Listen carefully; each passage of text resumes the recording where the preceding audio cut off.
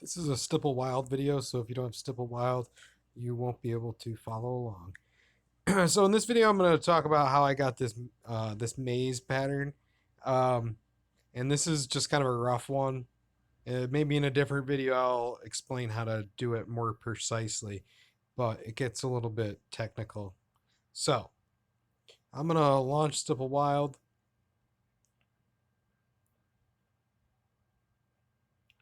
Go to new drawing. Now for this image, uh, I'm going to use an image that was made in one of the other videos.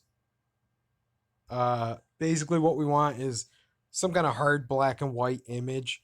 If it's got a lot of 90-degree angles in it, even better. But uh, watch the bitmap pixelation video if you want to know how to make this one, and just follow along and figure something out afterwards. Um, let's see. I'm gonna make a white dot and a black background. And whoops, I'm gonna hit trash. I accidentally drew something there.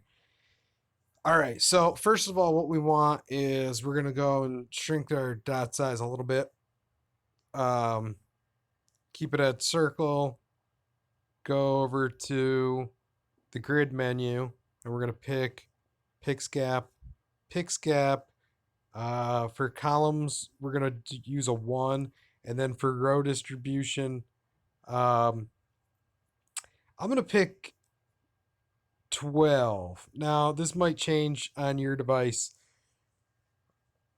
um, because that's based off pixels. So if your screen has a high pixel density, 12 pixels might not be all that much room. Uh, so I'm going to go to my Y wave. I'm going to put in number of, I'm going to do, I'm just going to say about 10 waves. Amplitude, we'll do 15. Amplitude is one that you might have to change on your end. You might want to go with 30 or 60. And let's see. Let's see how this looks.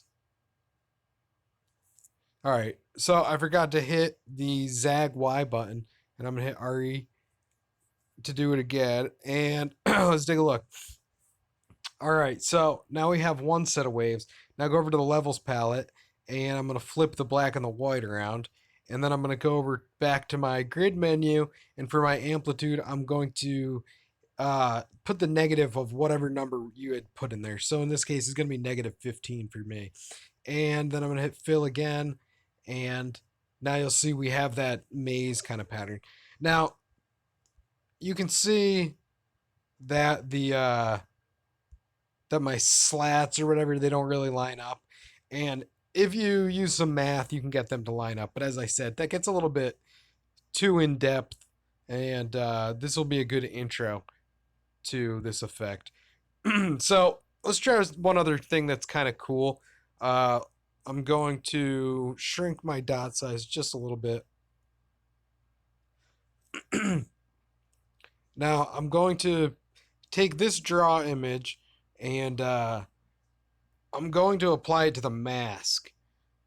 And then in my draw image, I'm going to go and grab, let's use a skull.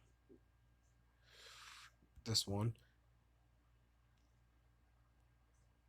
And now I'm going to go to my levels palette, and I'm going to pull my mask slider to the middle. Since this is a hard black and white image, that's not all that important, but it is. It'll reduce gaps later on. So now I'm gonna go over here and I'm gonna flip this around so white is on the right. I'm gonna hit trash. I'm gonna hit fill on my grid menu. Actually, one thing I'm gonna do is my left. Actually, excuse me. Yeah. All right. So on my small dot, my minimum dot, I'm gonna put that a little bit offset from the right hand side, and then my max dot.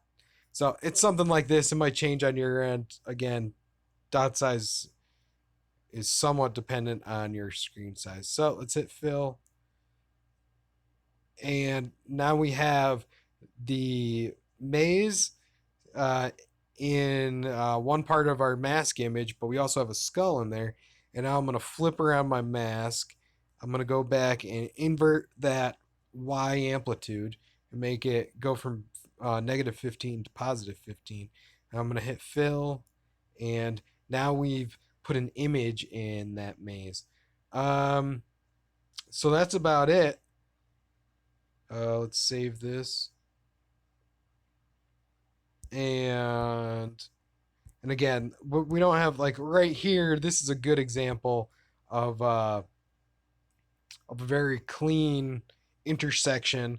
However, it definitely kind of falls apart in some of the spots. Again, maybe I'll make a video that goes into more detail on how to do that precisely. Uh, so give it a shot. If you come up with something cool, let me see. Thanks a lot. Bye.